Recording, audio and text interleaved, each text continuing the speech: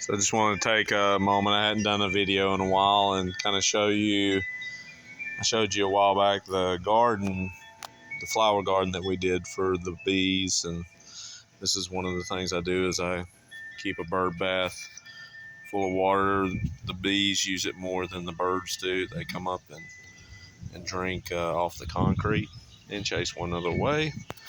But these are some of the flowers that are in the garden. They're starting to bloom.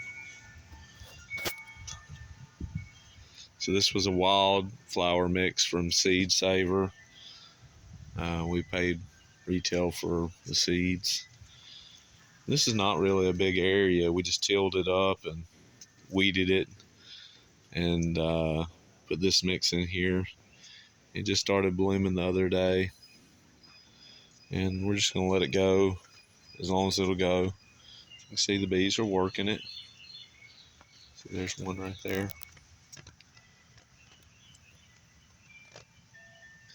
So here shortly, this will be dearth going on.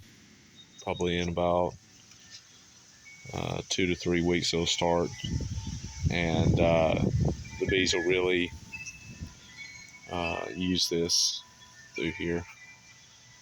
See, we've got all kinds of different varieties of flowers. And they're all supposed to be pollinator friendly. I don't know all the different varieties.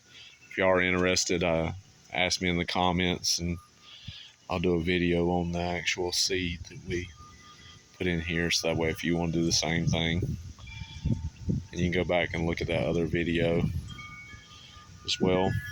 I'll show you another part of the yard that we did. We got a garden also. This is one of the tomato plants. We just hadn't got into the garden yet.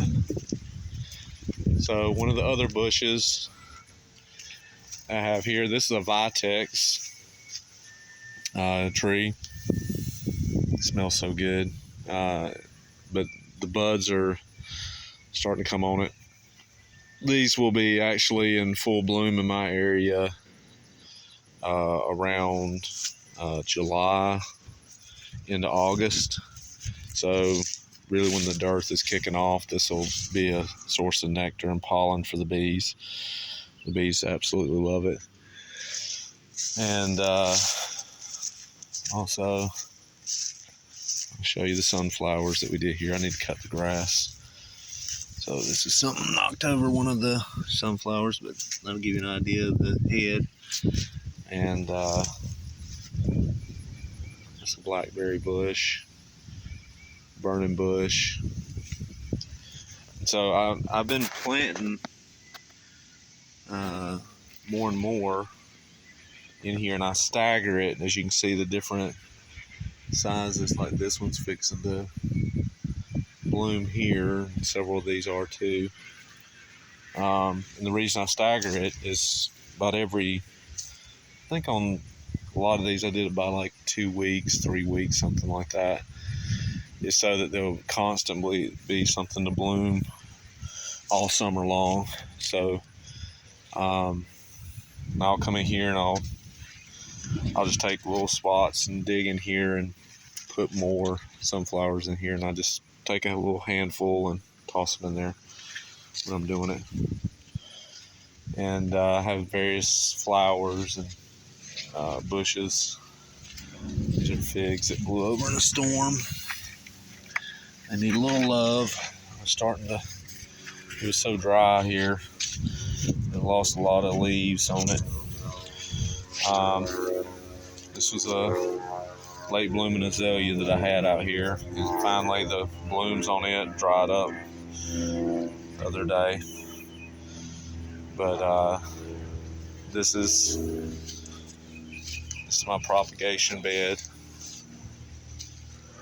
As you can see, I've got a lot of plants stuck. I'm propagating.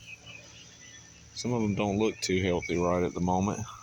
I'll give them a little bit of time and pull them up if they don't make it. So please like and subscribe. And if you got any questions, I'll be glad to answer them if I can. And these are hostas that I propagated, and as you can see right here, that hosta kicked off a flower off of it, and all of those came from the same one.